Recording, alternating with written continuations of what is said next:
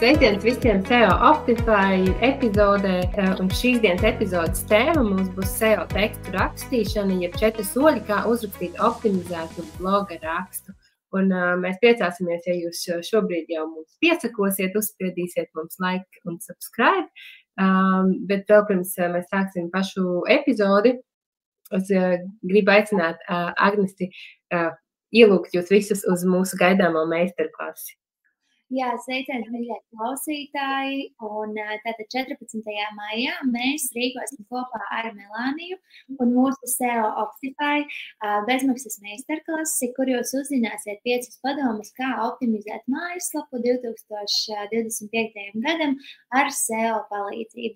Dalīsimies ar tips un tricks, tā kā būs ļoti, ļoti vērtīgi un noteikti izmantojot šo iespēju un arī, lai mūs satiktu laivā, teiksim tā. Nu tā, lūk. Un links būs aprakstā.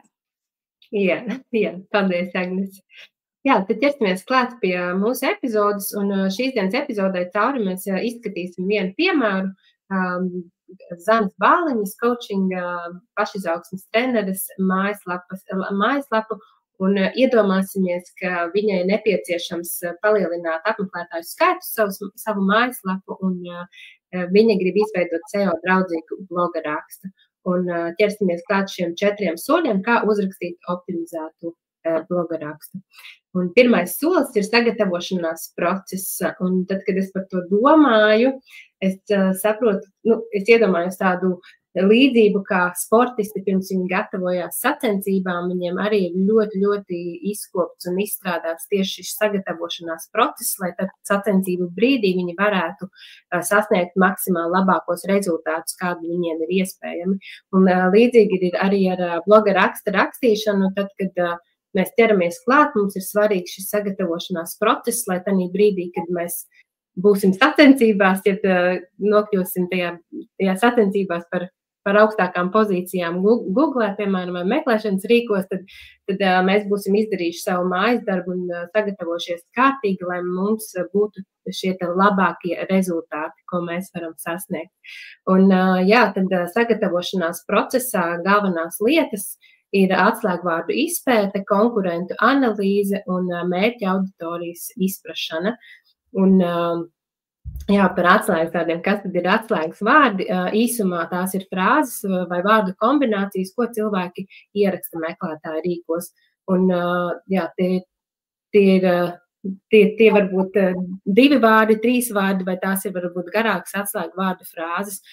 Mūsu šīs dienas piemērā Zanes coachingam pirmās lietas, kas man ienāca prātā, kas varētu būt saistīts ar šo nišu, šo nozari, bija tieši tāda pašapziņa, un es arī sāku ar tieši vienu šo vārdu, neizmantojot nekādas garākas frāzes, sāku Google meklētājā rakstīt šo vārdu pašapziņa, un man izlec uzreiz jau saraksts ārā ar Googles piedāvātiem variantiem, ko vēl cilvēki meklē, un tā es, paskatoties ļoti ātri, principā pāris sekundēs jau uztvēru to sajūtu par to, ka cilvēki meklē tieši praktisku informāciju, kā viņi varētu celt savu pašapziņu. Un ļoti ātri es vienkārši pieņēmu lēmumu, ka šī brīdī mans atslēgas vārds, uz ko es fokusēšos bloga rakstīšanas laikā, būs pašapziņas celšana. Ko darīt, kad esat izvēlējušies atslēgas vārdus? Atslēgas vārdus ierakstiet Google meklētājā, manā gadījumā šī bija šī pašapziņas celšana.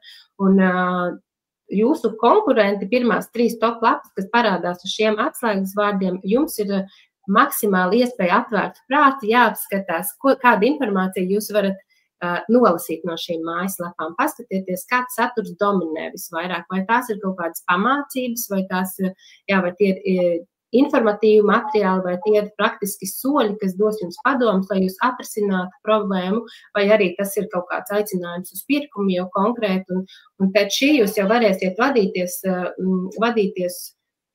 un saprast, ko tad īsti jūsu mērķa auditorija vēlas uzzināt, un šis arī būs tas pirmais brīdis, kas jums signalizēs par to, kāds ir mērķa auditorijas šis search intent, jeb patiesais mērķis, vai viņi grib veikt pirkumus, iegūt informāciju.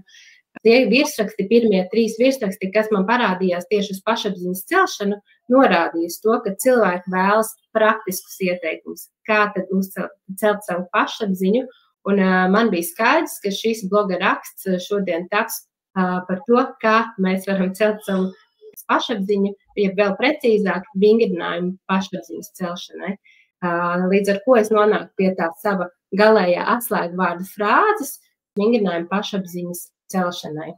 Vēl man svarīgi liekas, kad ir pieminēt, ka tomēr Melānija arī skatījās nedaudz padziļinātāk šos atslēgvārdus arī no tātad, cik daudz cilvēki meklē, un patiesībā arī tātad šis galvenais atslēgvārds, uz ko viņa nofokusējās, vingrinājumi pašapziņas celšanai, tas patiesībā arī šī atslēgvārdu kombinācija tiek reāli meklēta.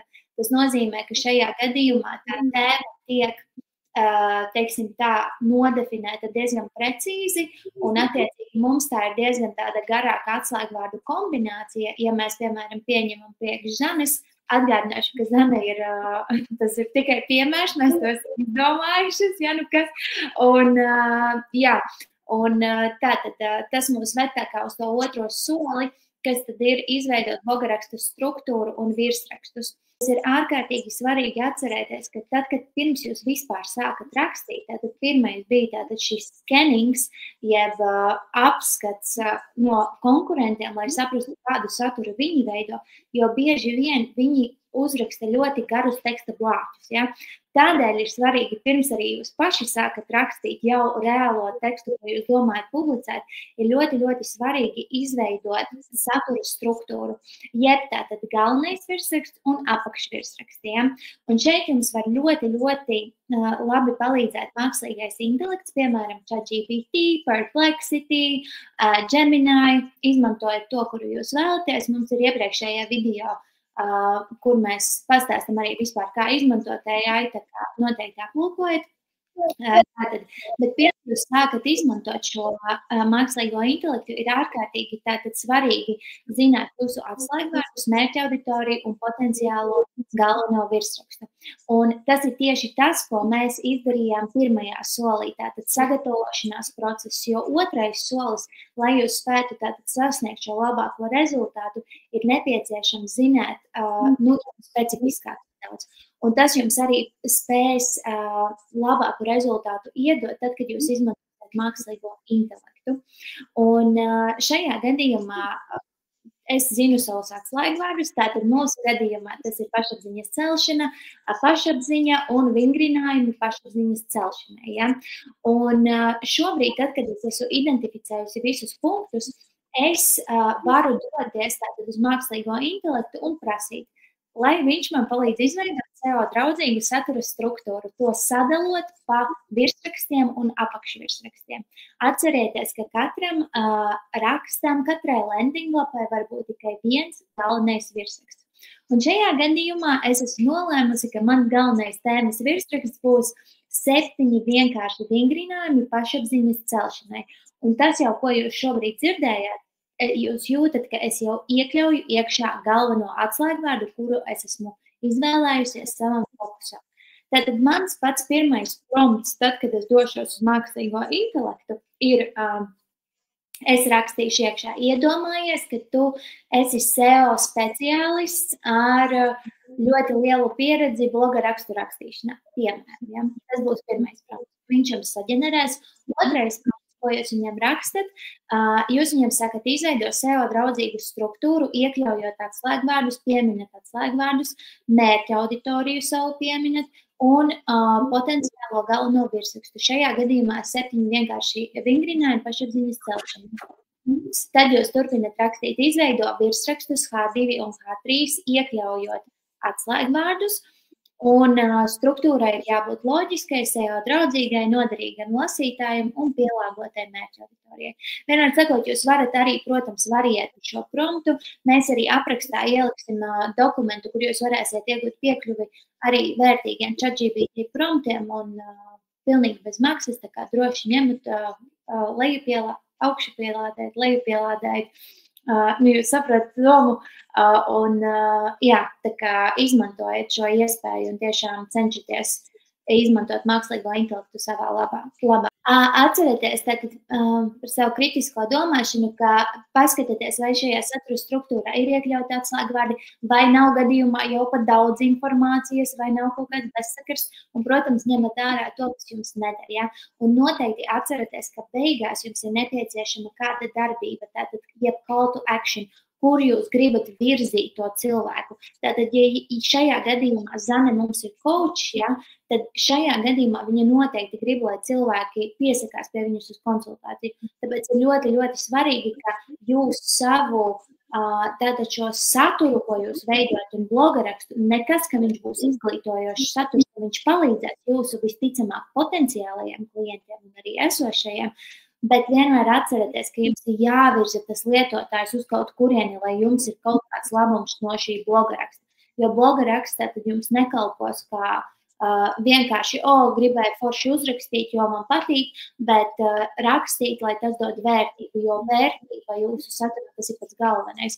Un jo lielāku vērtību jūs dosiet, jo cilvēki pieteiksies pirms uz konsultācijām, teiksim tā. Jā, man liekas, ļoti, ļoti forši tu pateici un ievirzīji jau tiešām uz to trešo soli, uz to vērtības došanu, un trešais solis ir pats rakstīšanas process, kurā mēs tad šo vērtību iekļaujam vārdos un mēģinām nodot saviem lasītājiem. Un tāds pirmais ieteikums ir ķerties uzreiz pie lietas, pie savas tēmas, pie tā, kāpēc cilvēks ir nonācis pie jums, kāpēc viņš ir uzklišķinājis uz jūsu virsrakstu, uz jūsu lapas. Ķerieties klāt arī šai tēmai, nestākat ar kaut kādiem gariem ievadiem, bet mēģināt uzreiz sākt ar atslēgvārdu iekļaušanu pašā pirmajā teikumā, ar ko jūs sākat savu rakstu. Un rakstu kopumā vispār arī tā mēģināt rakstīt viegli, sarunājoties, sarunvalodā attiecīgi arī, kāds tad šajā mūsu gadījumā tā būs vairāk sarunvaloda, saruna ar šo lasītāju, varbūt citos rakstos vairāk būs zinātniska valoda un tāda pamatotāka.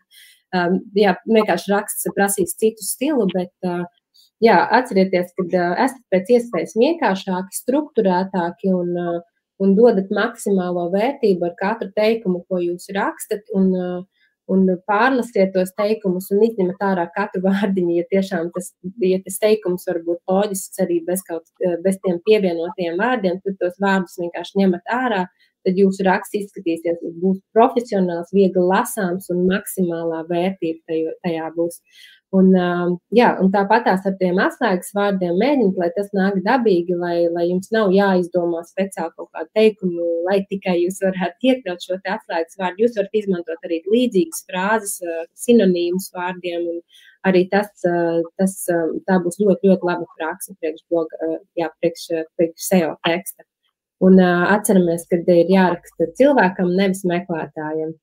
Un noteikti arī ir svarīgi atcerēties, ka jūs iekļaujat iekšējos linkus, tātad atcerieties, ja jums ir, piemēram, vēl kāds cits bloga raksts, kas ir coachings, ja? Un šajā gadījumā jūs veidojat savu rakstu un sākat jau pieminēt varbūt vārdu, kas ir coachings vai coachings ir un tā līdzīgi. Vienmēr sakot, ja jums ir atsevišķis raksts, ieliekat iekšējo linku zem šī konkrētā vārda uz to bloga rakstu. Un tas ir ļoti labi, jo tas veido arī tādu iekšējo struktūru, ka Google meklētāju zirneklīši spēj nolasīt, par ko tad jūsu lapa ir. Un vienmēr ir jācenšas tomēr jūsu lapu savienot. Tātad, ja tomēr jums nav šī bloga raksta, tad, kā es minēju iepriekš, pievienojiet tātad un virzat šo lietotāju uz konsultācijas pieteikšanu vai uz kādu citu no jūsu landing lapām. Ja? Tad ļoti svarīgi ir, kā vēl jūs varat pacelt vērtību, pieminēt kaut kādus statistikas datus, vienmēr pārbaudat, ka šie statistikas dati ir reāli un uzticami, un, piemēram, statista varat izmantot, dažādus pētījumu, tātad šīs platformas.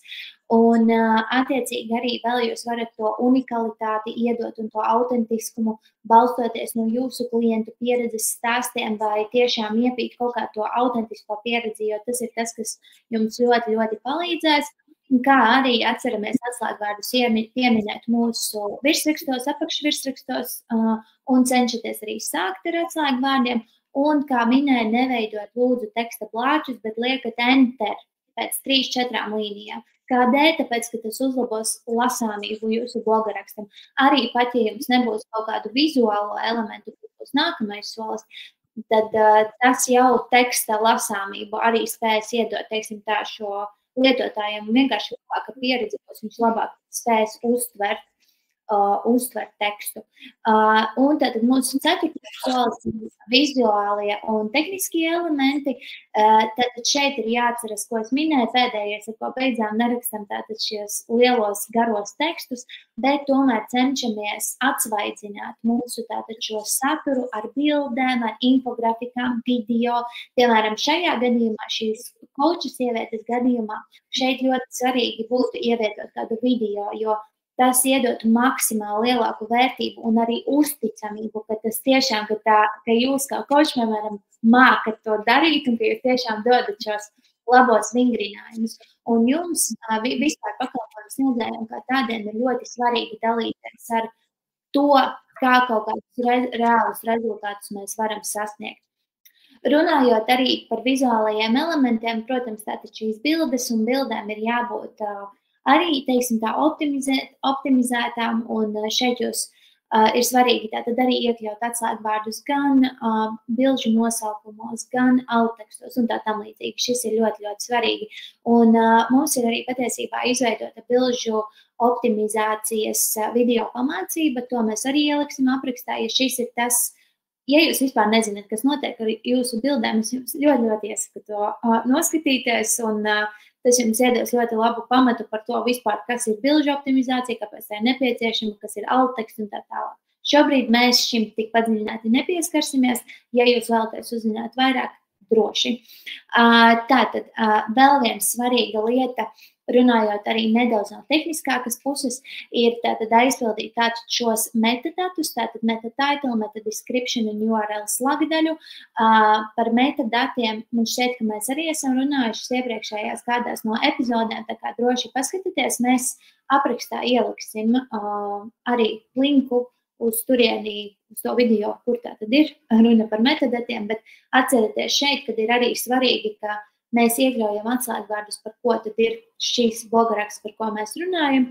Un attiecīgi, ja jūsu blogaraksts, šajā gadījumā es neteiktu, ka vingrinājuma blogaraksts būtu ļoti, ļoti garš, bet ja tomēr viņš sanāk ar diezgan daudz tekstu, tad ir svarīgi atcerēties tomēr iekļaut satura rādītājs, ja? Tātad ir pats pirmais, ko cilvēks redz.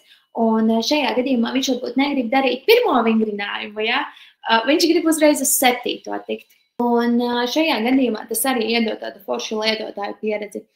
Un, protams, atcerēties par call to action, jeb darbību. Tātad bloga rakstam ir jābūt ar arī jums pievienoto vērtību, jo jūs nerakstat atgādināšu bloga rakstus, jūs nerakstat tikai tāpēc, lai pastāstītu kaut ko. Jūs veidojat šos rakstus, lai izglītotu un lai cilvēks gribētu ar jums sadarboties. Tātad mērķim vienmēr tomēr būtu jābūt seilam, ja? Tātad vai pieteikšanās konsultācijai, vai jūs paši tur varat izdomāt, tāpēc vienmēr cenšaties arī sākt to bloga rakstu, kāds ir tas mērķis, uz kurieni jūs viņu virzīs. Tad es iziešu vēl vienreiz cauri visiem 4 soļiem, lai jūs tagad nofokusējaties, pierakstiet to pēdējo reizi savos pierakstos šos 4 soļus, kam izejot cauri, jūs varēsiet uzrakstīt SEO draudzīgu bloga rakstu. Pirmais solis ir sagatavošanās process, otrais solis ir bloga rakstu struktūras izveide, izmantojot mākslīgo intelektu, trešais solis ir pats rakstīšanas process, un 4. solis ir vizuālie un tehniskie elementi jūsu bloga rakstam. Un atgādināšu vēl vienreiz ar šo foršo ziņu, ar ko mēs iesākām epizodi par pieteikšanos bezmaksas meistarklasē 14. maijā. Visi linki mums ir pieejami aprakstos, un mēs priecājamies par katru jauno sekotāju, gan šeit podkastā, YouTube, Spotifyā, vai arī, nevis vai arī, bet un arī Instagramā. Mums ir jauns konts, un mēs priecājamies par to, ka mums sāk sekot cilvēki, kuriem patiešām interesē, kā optimizēt lapu, kas ir SEO un kā mēs varam 2025. gadā gatavoties rezultātiem arī 2006. gadā. Vēl es Vēl es vēlos pieminēt, ka mēs arī esam atvērušas jau pieteikšanos SEO Optify online skolai, un šis vairāk ir tā mājaslapa īpašniekiem un digitālā mārketinga entuziastiem, ja? Un ja jūs vēlaties SEO apgūt padziļinātāk un, teiksim, soli pa solim un būt tiešā, teiksim, tā saziņā arī ar mums un citiem SEO Optify dalībniekiem, tā kā droši jau varat pierakstīties, jo pavisam drīz sekos ļoti feini jaunumi. Jā, paldies, Agnes, par epizodu un paldies klausītājiem, un tad tiekamies nākamajā epizodē. Jā, čau! Atā.